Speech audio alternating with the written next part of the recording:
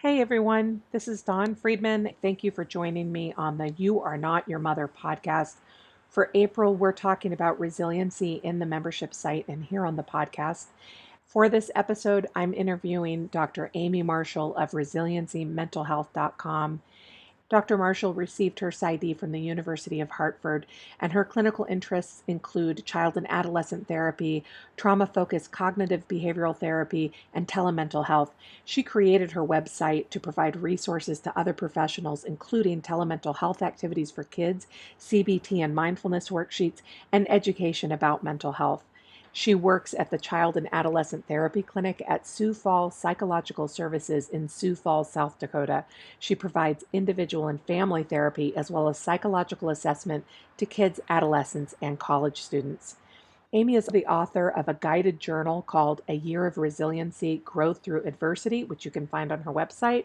Amy also wrote a book for parents called I Don't Want to Be Bad, which is a CBT workbook for you to do along with your kids. And her book is available in paperback and through Kindle Direct Publishing. Again, you can find more information on her website, resiliencymentalhealth.com. Okay, let's get right into this interview. She has a lot of great things to share with you. Hi, Amy. Hello. Thanks for meeting with me. Of course. Thanks for having me. We are here to talk about resiliency. Can you tell me a little bit about your background in resiliency? Sure. So I'm a clinical psychologist.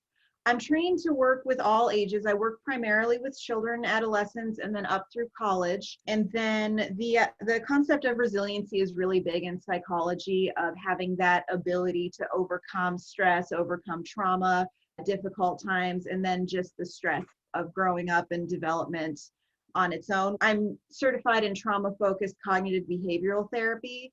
And in doing that, we talk a lot about the ACEs scores, the Adverse Childhood Experiences scores. And I've said several times this year, anyone under the age of 18 is going to get a +1 to their ACEs score just for growing up in 2020. What does that mean for parents who are wanting to protect their kids from the trauma of 2020? It's meaning that it's not so much about protecting them from it, but about helping them walk through it and helping them to get through it and overcome it. Because trauma itself is less of what causes the trauma symptoms. It's more the supports and the responses you get after the trauma occurs.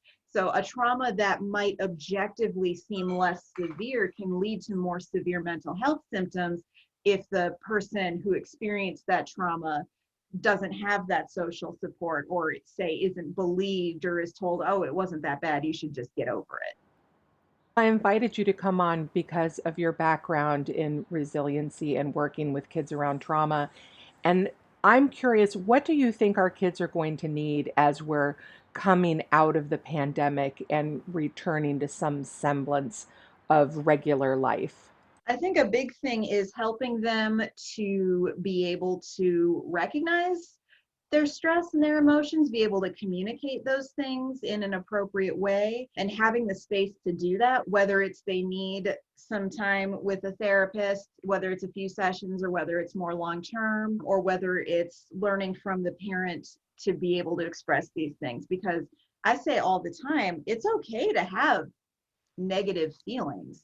You won't get in trouble for being angry, but if you express that anger by punching a hole through the wall, you're going to have a problem. You make a really good point there because I know parents struggle with their kids' negative feelings. We want to fix them. We want to help Sure. them feel better. How can we help them express it appropriately without stepping on those feelings? I think a big thing is the parents letting the kids know that the parent is okay with the child's negative feeling. Because again, as long as it's expressed appropriately, there's no such thing as a bad feeling. Kids sometimes link it with anger is bad, because is a good example of a feeling that ends up leading to some bad behaviors, because I never want to punch things when I'm happy. So that they tie that in with I'm in trouble if I get mad. So teaching them the healthy ways to express anger, and then also the parent being able to receive that anger. I mean, obviously no one wants to see their kid upset. I'm sure we would love for I would love for everyone to be happy about everything all the time. It's just that's not realistic. And sometimes parents, in that desire to have their kids be as happy as possible, end up communicating the message, you can't be upset, or don't let me see you sad because then I'll be sad. And then it becomes about the parents' feelings. When we're talking about anger, how do we Mhm. help children, especially young children who are struggling with language? How do we help them to express anger appropriately? A big thing with that is modeling. So what does the parent do when they feel angry? How do they express anger? And are they letting the child know, I feel, you can even say, I feel angry, this happened and I didn't like it. I feel angry and here's what I'm going to do to cope with that. And then redirecting, making sure that if a child has a behavior that needs to be redirected, that it's very clearly framed as, this behavior is unacceptable, not this feeling is unacceptable. You might say, if a child is getting aggressive, say when they're angry, it's part of the parent's job to teach them, we can't be hurting people, because the child's going to get bigger, and eventually if you hurt people when you're angry, you go to jail. So they do need to teach that, that behavior is not acceptable. The feeling happens. Everybody gets angry. I get angry. I think everybody's been really angry this year. So it's the, how do we express that, and how do we work through that, cope with that, feel that feeling in a healthy way. That leads me to your book, which is titled Mhm. I Don't Want to Be Bad. Yep. Can you tell me more about that book and why you Sure. chose that title? So the title came from a lot of my clinical practice. Basically, a lot of parents will say, I don't understand why they're choosing these behaviors, why they're doing this. But behavior meets a need. And sometimes that need is, I don't know how to express this feeling in a different way. Sometimes that need is, I really need your attention on me, and this I know is the fastest way to achieve that goal. And often negative attention is better than no attention. I don't like the term attention seeking behavior, because it gets used as oh, they're just being attention seeking. And I'm like, okay, so give them attention. They need attention, give it to them. Because a lot of behavior is coming from those needs. And instead of thinking, I'm going to punish you, so that's bad, if we find a healthy way to meet that need, a lot of behavior resolves itself. But the goal of this book is, it starts off with helping the parents to recognize their patterns with how they're talking to their child, how they're interacting with their child, how they're taking care of themselves also. Because like I said, a lot of it is that modeling. What are you doing? Because your child learns more from what they see you do than from what you tell them. Also about parents being on the same page with each other and consistency in that kind of way. And then just basically teaching kids how to recognize their emotions and then express them in a healthy way. What are common challenges you see for parents who are trying to do these things? I think a big one is that we are very punitive focused, at least in the United States. And that's seen in a lot of parenting styles. That's really seen in how we treat adults too. I mean, the whole justice system, you break the law, you go to jail, and it's not really about restorative justice. It's not really about, how do we make sure that, why did you do that, and how can we keep you from doing that again? It's very focused on, you did something bad, now you're punished, and now you won't do the bad thing again. But what that overlooks is, again, behavior is meeting a need. So if a child throws a tantrum because they need some support and they don't know the healthy way to say, I need some help from you right now, they throw the tantrum, and then you put them in timeout, you yell at them, you ground them, and they're like, okay, well, that got your attention. It didn't get your attention in a good way, and it didn't really solve the problem, but that immediate need of, now your focus is on me, gets met. So the punishment doesn't resolve the behavior, because you haven't taught them the appropriate way to meet that need. So what's a better way to respond to tantrums? Well, a lot of times you have to get focused on your long-term goal. That the short-term goal, yes, this behavior is not acceptable, the tantrum needs to end, but the long-term goal is raising the child who has the tools to regulate their emotions appropriately. So it becomes less about punishing and more about teaching of, okay, what's going on right now?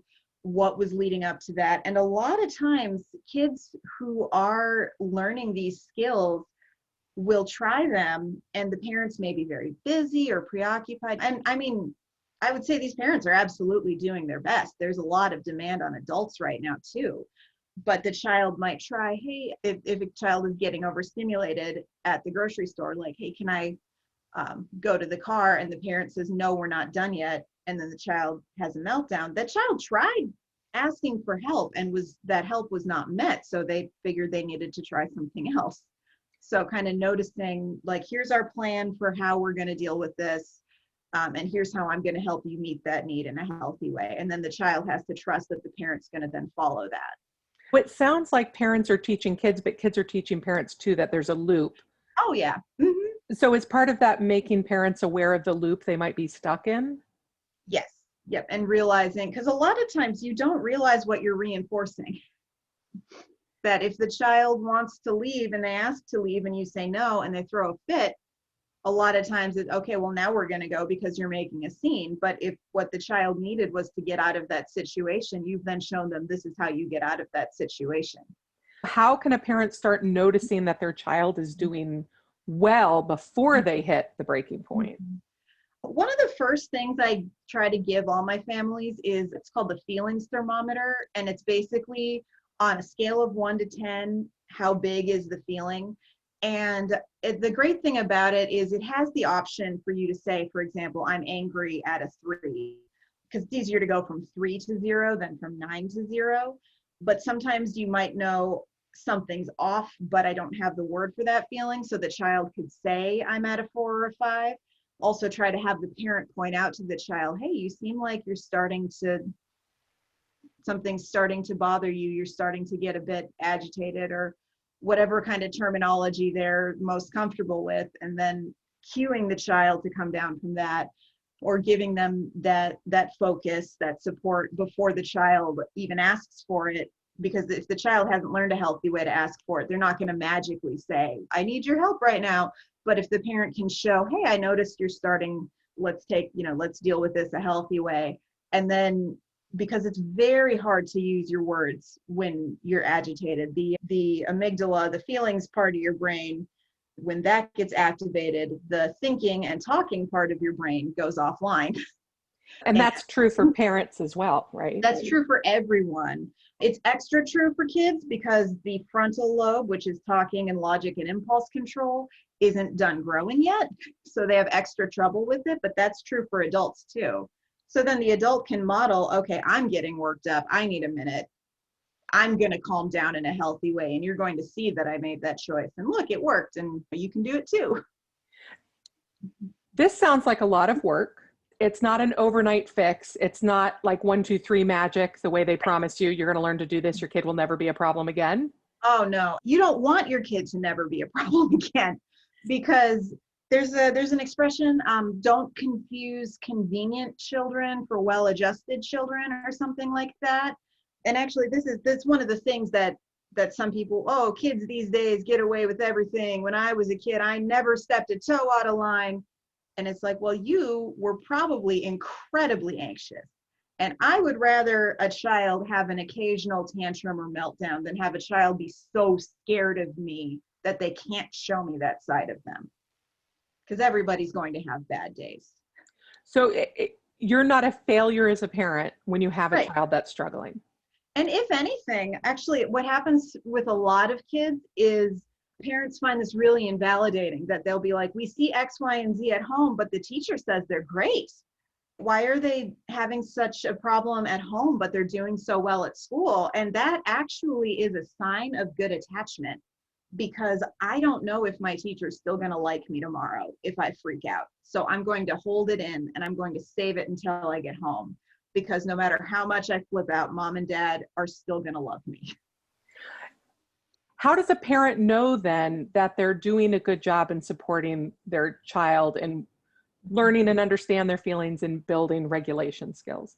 Well, I think any parent who is trying to do these things is already a few steps ahead, because the fact that you're trying and the fact that you have those good intentions says a lot. And like I said, kids learn more from what they see than from what you tell them. Kids don't have the vocabulary for this, but they will have that sense that you're trying.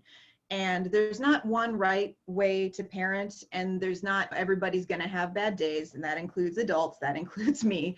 And the parent's going to have times where they're not picking the right thing to say every time. The parent's going to have a time that they get angry and say something out of anger, or something that they don't mean or that they wish they could take back. And it's hard because we tend to get down on ourselves for our mistakes, but the fact that they've recognized patterns and are trying to break them is already a step in the right direction. Can you tell me more about CBT and how that works with Sure. kids? Cognitive behavioral therapy is looking at that connection of emotions, thoughts, and behaviors, and how they can kind of feed into each other and breaking those kinds of cycles. And with kids, it's a lot of teaching them, because kids especially, well, this is true for a lot of adults, but kids especially don't always recognize the feelings or the thoughts and how they're tied to behaviors. Like I said, a lot of kids think I get in trouble if I get mad, and they don't realize it's not that you're in trouble because you're mad, it's you're in trouble because you're screaming, or you tried to hurt somebody, or you broke something. Yes, that behavior came out of anger, but there's different ways to deal with it. Also, with the thoughts, we're all thinking all the time. Our brains are always going, and we don't always recognize the thoughts that we're having. By learning to be mindful of those thoughts, we start to realize that a lot of thoughts are involuntary and we don't necessarily agree with them. But if we're not paying attention, we don't necessarily realize we don't agree with them. We just kind of go along with it as if it's true. I give example all the time to kids that if I'm driving and someone cuts me off, I might feel really, I don't like that. I feel angry. And a thought that pops into my head is that I want to rear end that person. I don't actually want to cause a traffic accident. The words of the thought are, I want to rear end them. But the emotion behind the thought is, I don't like that. I feel angry. Sometimes, for example, an automatic thought a lot of kids have is, I'm bad. I'm naughty. Mom and dad don't like me, things like that. So teaching them to notice those thoughts and then say, okay, am I really bad, or did I just make a bad choice right now? Do mom and dad not like me, or do they get upset when I do this behavior? And kind of recognizing those patterns and being able to break out of them and kind of critique our own thoughts. A lot of my clients struggle when their child says, I hate you, or you're the Yeah. worst mommy. Mhm. I hate you would be the thought, and then the feeling behind the thought would be, I don't like that you're grounding me. I don't like that I have to be in timeout, or I'm mad about this thing that has nothing to do with you, but I trust you to be able to express this feeling whatever way it's coming out. Of course, long term, want the child to have healthier ways of expressing that emotion. We can't go around saying I hate you every time we don't like something. That's Mhm. I couldn't, if every time my boss asked me to do something I didn't want to do, I screamed, I hate you, I wouldn't have a job for very long.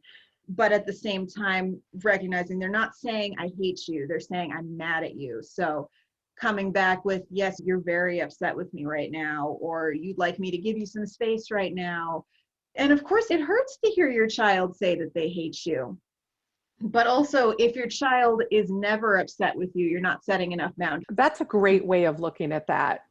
So, Mhm. how can a parent deal with their own dysregulation, their own hurt feelings, and recognize they honor their own feelings without visiting that on their child?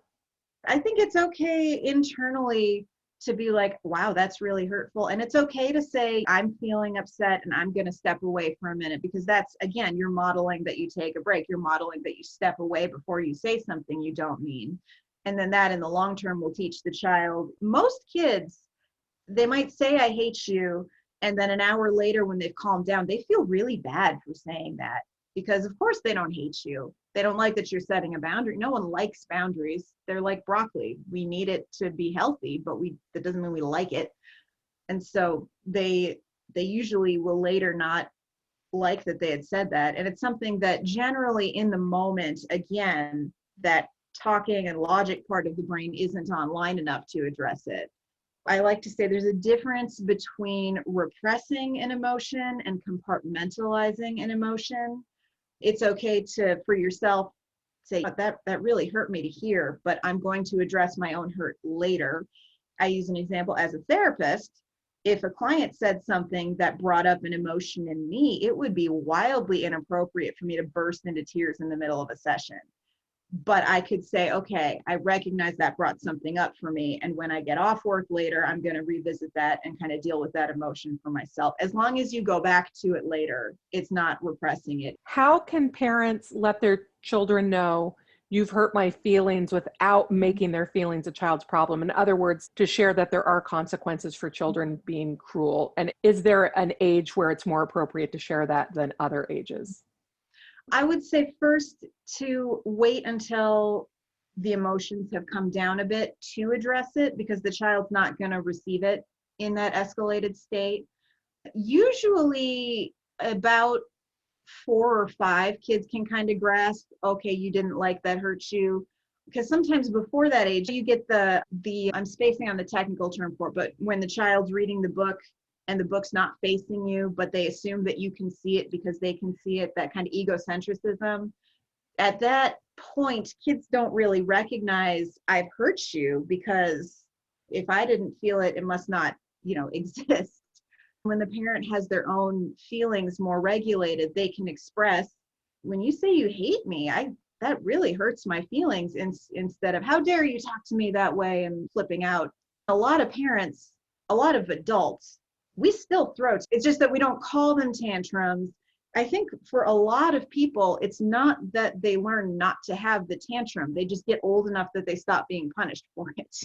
I can't remember the term either, but when my son was Mhm. about 3, he was so angry because I couldn't remember his dreams. And I always think that kind of sums up Exactly. how Yes. self-centered they Mhm. are at that age. Why Um, don't you remember my dreams? Well, I wasn't there. I know he was so mad at me. That was a rough age. That was a rough age. So you work with very young children. Can Mhm. you talk a little bit about how language helps Mhm. children understand and regulate? How does that work with kids? Young kids don't really process emotion with words the way that adults do and that older kids can. They process their emotions through play. I think, like Mr. Rogers said something about play is the work of young children, and that's absolutely true. That's how they regulate, that's how they process through different things. The benefit of teaching the communication skills at that age is, one, it sets them up to be able to process emotions with words like we do in adulthood, but it's less about them processing it that way and more so that we can understand what they need from us.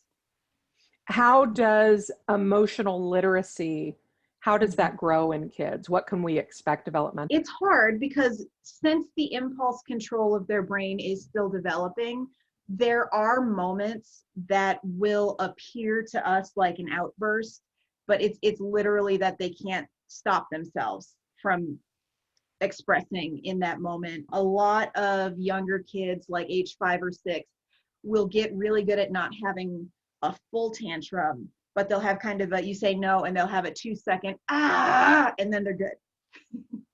So letting them have that developmentally appropriate kind of, as long as they move past it right away, let them have that like brief letting it out in that sense, because sometimes it's not that they want to have an outburst, it's that their brain is not capable of stopping it. And that's not to say that their brain's incapable of stopping them from smashing things or ripping all the pictures off the walls, but that immediate kind of outburst behavior can be, and cueing them to it can help them grow that impulse control. I used an example back when I could see people in my office. I had clay, Mhm. and some kids would sculpt and then they would leave it to dry and they'd bring it home next time. I had someone sculpt something and it was sitting on my desk. This was my fault. I usually put them in another room and I forgot to do that. The next child came and saw it and said, "Oh, that's really cool." And I said, "Yes, but that's not ours, so we're not going to touch it." And the child went, "Okay, I won't touch it," as they were reaching for it. I just looked and I said, "What are you doing?" And they like looked at their hands and just like put it in their pocket. Like they did it. That could from the outside look like that child was defying me because I said, "Don't touch that." And they were immediately trying to touch it. But what was actually happening was they heard me say, "Don't touch it," but they really wanted to. And so they were acting on that want to without stopping and thinking, "Wait a minute, I just said that I wasn't going to do this." How long does it take for kids to grow out of that high impulsivity? The frontal lobe, so that impulse control part of your brain, fully develops at age 28, which is why college students are like that. What is realistic for parents to Sure. expect?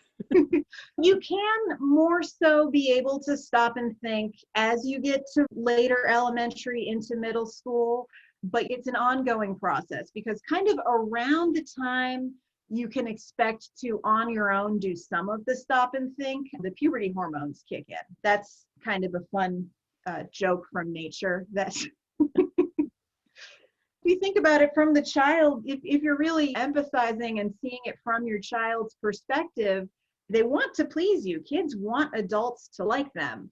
They want us to be happy with them. They want us to approve of them. So it's very frustrating for them when they're like, why do I do this even though I know I'm not supposed to? Understanding that impulse control and trying to use those as teaching moments rather than punishing moments. That I'm going to show you, here's what we do instead, or I'm going to redirect in like a gentler kind of way.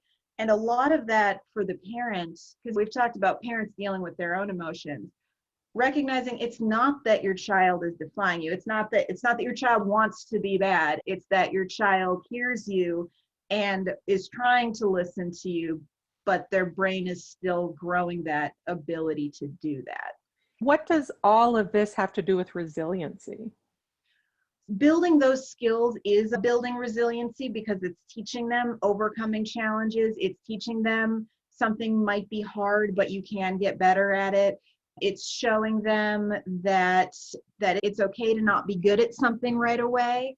That's a big thing, actually, particularly gifted kids run into. If I'm not immediately good at it, it's impossible and I shouldn't even try.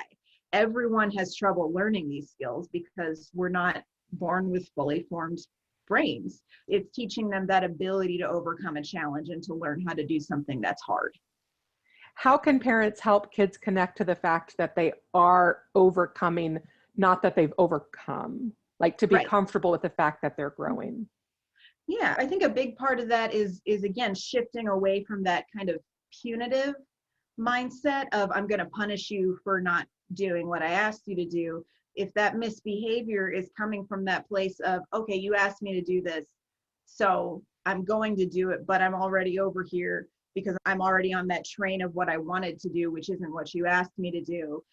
Treating that as I'm going to punish you teaches them you've done something bad. And a punishment implies you intentionally did something bad. So reframing it as teachable versus punishing, it's just a skill that you don't completely have yet, and we're going to help you to develop it.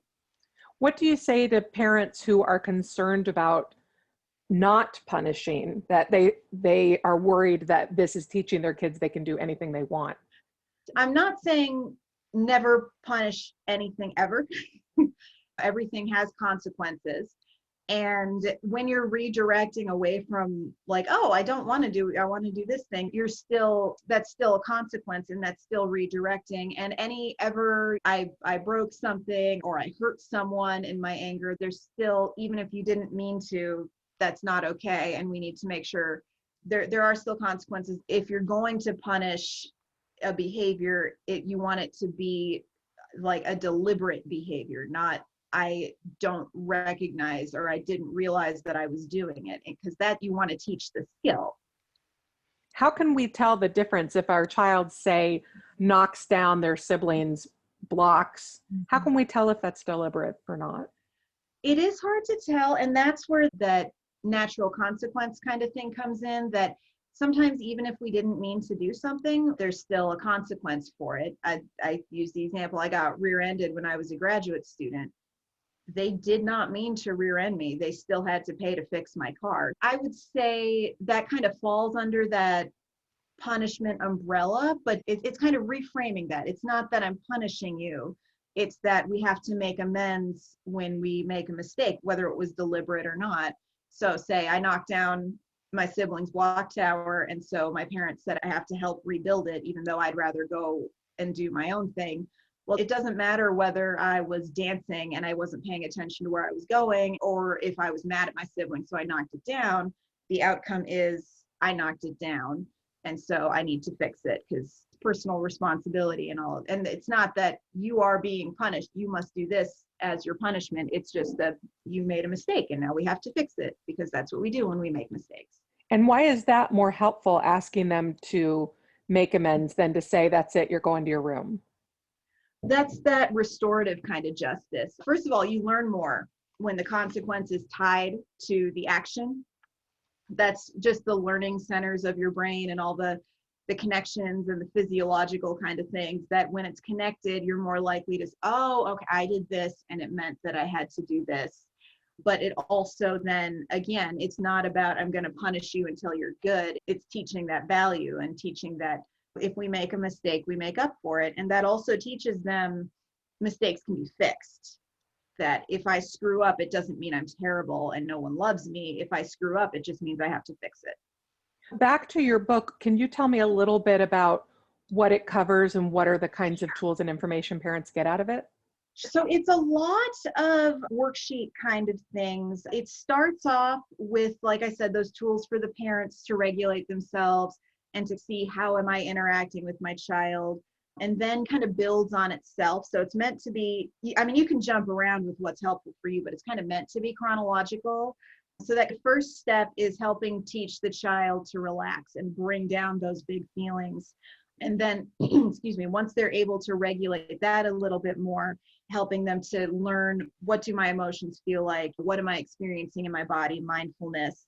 And then building on that to, okay, what are these feelings called, so that I can tell someone else, I'm feeling angry right now, or I'm feeling anxious right now. Because for angry and anxious, they're very similar, but what might be helpful and supportive in the moment is going to be different depending on what the specific feeling is. And then being able to communicate, here's what I'm feeling, and also here's what I need, and then specific coping skills. And that's kind of designed to help the child identify which coping skills are helpful for them. Because something that might help me calm down might make someone else very anxious. For example, we do a lot of like guided visualization kinds of things, can be great for lowering anxiety, but a lot of children with ADHD, they hate them because you're supposed to sit still while you're doing them, and it just makes them more anxious. So that particular coping skill wouldn't be helpful for some children. It's less about here are the tools you must use, and more about here's a bunch of ideas, kind of see what sticks, and then ends with a little toolbox that the child creates of here are the things that were helpful to me. So here's what works best for my own life. And what ages is the book for? I wrote it with elementary age in mind. A lot of the activities you can modify a bit. No child is too young for, okay, let's take a deep breath together. High schoolers can certainly use a lot of it too. I mean, there's no age limit on coping skills. A lot of times we write these things and direct it to younger kids because it's a lot easier to raise the age level with the way you're talking about it versus lowering it. So I wrote it thinking elementary, but certainly middle and high schoolers can benefit. I mean, there's stuff in there that I use in my own life, and then younger kids might not necessarily be able to say, well, I feel my heart going faster and that means anxiety, but they might be able to say, I'm having a problem, or they'll be able to like take a breath, and some of the language kind of things, reframing that it's not you are naughty, it's that was not a good choice, to kind of keep it from becoming that internalized I'm bad versus I did something bad. That a lot of, even when parents word it perfectly, and nobody words it perfectly every time, but even when parents make a point of wording it that way, a lot of younger kids, even age 2 and 3, might be like, well, my parents don't like it when I'm bad. And it's no, they don't like some of your choices, you're not bad. It sounds like it's a mix of theory and practical tips. Mm-hmm. And are the worksheets for you to fill out or to fill out with your child? So the first chapter, like I said, is specifically for the parents, but the rest of it is for either for the child to do or for you to do with the child. And there's not really a right way to do it. A lot of kids don't like worksheets because it feels like homework. So it might be like, we're just going to discuss it instead of filling it out. There's not a right way to do it. How will a parent know that they might benefit from working with a therapist and their child? I kind of think that we should have A primary therapist, the way that we have a primary doctor, that you maybe only go once or twice a year, but you go a couple times a year, whether you need to or not. And even if that's the only time you go, who you would call if you needed an appointment sooner. I think that insurance companies need to catch up with me on that. And we certainly need more providers in order for that to be realistic. But basically, if the parents feel like, but I'm struggling a lot, or my child seems to have some behaviors that go beyond just what's part of being a child, if you're feeling like I could use some extra support, that usually is telling your child yourself. And there's not a minimum amount of struggling to get some extra support. You're saying that the parent doesn't have to know. They could Right. call a therapist and say, does this seem like the kind of thing you might work with? Yeah, and I mean, sometimes they come in a couple of times and they get some tools, and that's kind of all we need to do. For example, I get a lot of calls right after the parents have, say, filed for divorce and separated, and they're like, I know divorce is stressful for kids, and the child will come a couple of times, and I'll say, well, they seem like they're doing all right. Do you want to just call me if that changes? And it's okay to even just get that reassurance, and it's okay to get that life is stressful. Everybody's got stressors, so it's okay to just need that support. And having a child who needs therapy, or having your family need that extra support, isn't a reflection on the parenting. It's just a reflection on being in the world. For example, talking about, I've got my trauma certification. A lot of parents feel a lot of guilt after their child has experienced a traumatic event, because they're like, I'm their parent, I'm supposed to protect them. And yes, part of your job is to keep your child safe. That's very important. But the only way to guarantee that would be to basically lock your child in the basement and never let them out. And that would be traumatic. So the way to not traumatize your child by being overbearing and overprotective, ironically, involves putting them at some risk. And I'm not saying let your 3-year-old figure out their way home from downtown, but for example, things happen at sleepovers, things happen when you leave them with the babysitter. And in order to truly prevent those situations from being possible, you're going to give your child severe anxiety. They're going to be terrified, because they're going to become aware of all these things that could happen in your effort to prevent those things from happening. So it's kind of that balance of protection, but also letting them build their resiliency, build their own decision-making skills by having some of that freedom. Yeah, I was going to say this goes back to your commitment to resiliency, which is Mhm. not you're never going to have problems. It's you're going to learn how to deal with them. Sure, because we can't have no bad days. We can't have no problems.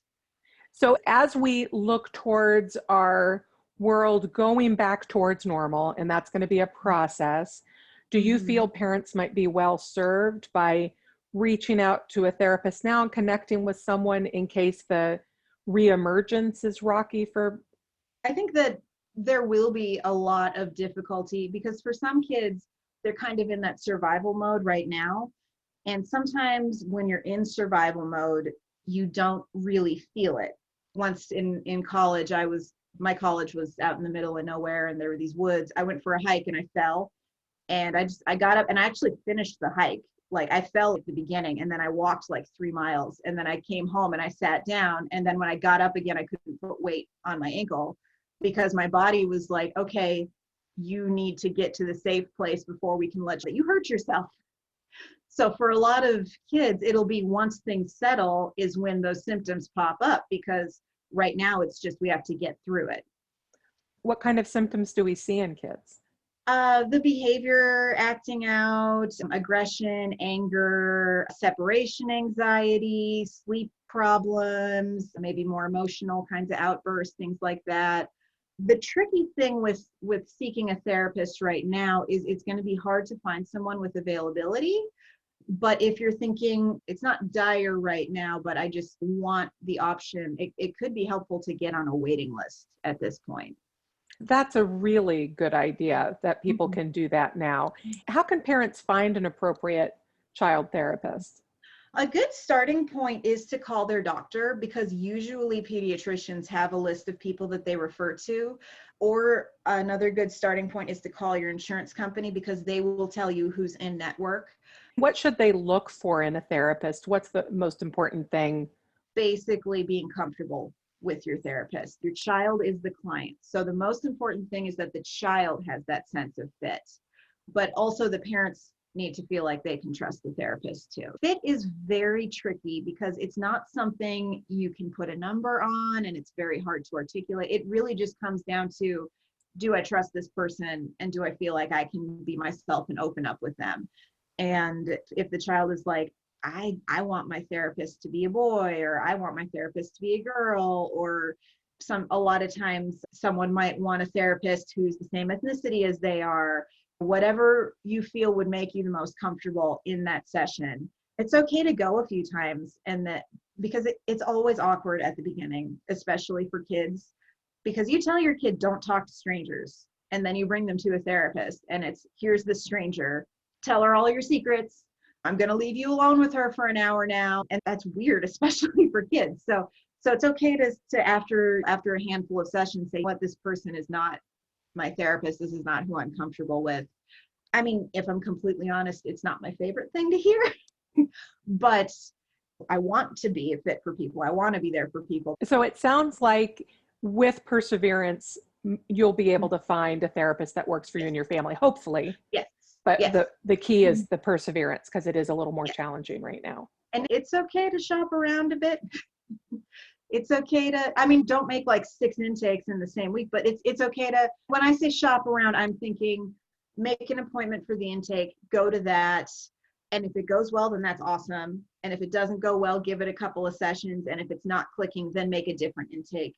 I would recommend that over vetting several therapists all at once, because really it's just when you find one that's good, you don't really need to keep shopping around. It's not like The Bachelor where you like start big and narrow it down. It's more like regular, like dating where, okay, I'll try this person. And if it doesn't work, I'll stop and then try somebody else.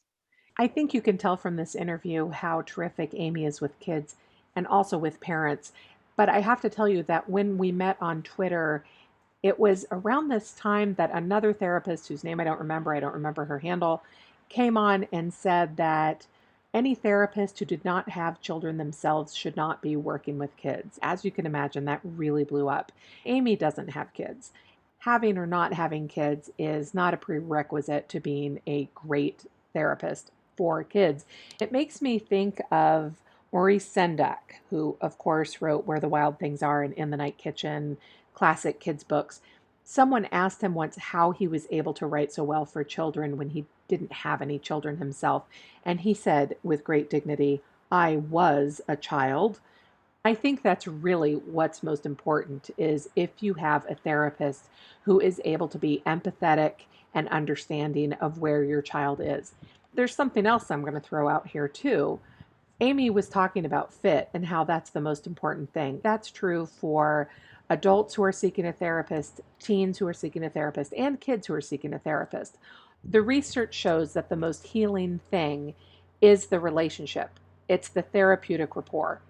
It's not the training, it's not the modality used, it's the relationship. Now, that isn't to say that training and modality aren't important. They are, but you're not going to get very far if you don't feel simpatico with your therapist. And that is also true for your children. Your kids have to like the person that you bring them to. Every kid, just like every adult person, is going to have their own thoughts and feelings about who they might feel connected to. There's something else I want to share about therapy and kids too, is that necessarily you're going to have to be a part of it. The way that every therapist does that is different depending on their training, their modality, their expectations, the way they choose to work, who your child is, who you are. That could look a lot of different ways. For myself, sometimes I've had parents in session with kids. Sometimes I'm asking parents to come in for the first 10 minutes or last 10 minutes. Sometimes we're communicating between times. Sometimes when I'm working with a child, I'm not working with the child very much at all. I'm working directly with their parents to try to help the parent figure out how to cope. Which is to say that when we're talking about kids in therapy, very often what's going to need to change in part is something that the parent is doing. This doesn't mean it's the parent's fault. It means that the parent may need help responding in a different way to the child's struggles. For example, if you have a child who is coming to therapy because, and I'm just making this up, they're afraid of bats and they're so afraid of bats they won't leave the house. Well, understandably, the parent may stop trying to get the child to leave the house because they're sick of the tantrums, they're sick of the fits, or they allow their child to wear some kind of uh, bat armor, like a big cardboard box on their head. And that makes sense too, because again, they're just trying to cope. By the time the kid gets to therapy, whatever they've been doing isn't working anymore. It's either not working for the parent, it's not working for the kid. And so the parent is going to have to shift things. It may have made perfect sense to tell the child they never have to leave the house for a day or two, but after a while, the kid is going to have to leave the house. And the parent might need help in figuring out how to do that. I'm using sort of an outrageous example, but I'm hoping that it helps you understand that helping the parents change things is not the same thing as placing the blame on the parents. We all get stuck doing things because they work, only to find out they no longer work, and now we're stuck doing them. If you think back to McCall's interview in the last episode about sleep, she talks about this too, that maybe some of the things that you did to get everybody to sleep were great. They work terrifically until they don't, and then you need help. And there is no shame in needing help. I understand when you're reaching out to a child therapist, you naturally might feel defensive. I totally get that. I know you might be worried that the therapist is going to judge you. And all I can say about that is if you feel judged by your child's therapist, then again, that's not a good fit therapist. You need a therapist who you can trust, who you feel like respects you, respects your family, supports your family values. And it is absolutely okay to hold out for that. So that's it for this month's podcast on resiliency. You can find all the show notes, including links to Dr. Amy's website and how to buy her books at youarenotyourmother.com/podcast. You can also catch up on our other episodes. If you found this podcast hopeful, I would dearly love it if you would rate and review it and perhaps share it with a friend. That helps me get the word out. I'm also launching a 6-week course on setting boundaries called Bounded Compassion. That starts, no coincidence, the day after Mother's Day, Monday, May 10th, 2021. And you can sign up for that at youarenotyourmother.com/bounded-compassion. When you sign up, you'll get an immediate login that takes you into the site so you can start posting to the message board. We will have weekly lessons and assignments as well as live support. That's going to help you say no to all the things you want to say no to stand up for yourself in ways that are respectful and kind but firm, and help you figure out exactly when people cross your boundaries. Sometimes we second guess ourselves. We worry that we're just being too sensitive. That's what we'll be working on for 6 weeks so you can start setting those limits that you need to set for your health and for the health of your family. I really appreciate you tuning in, and I'll see you in the website. Bye bye.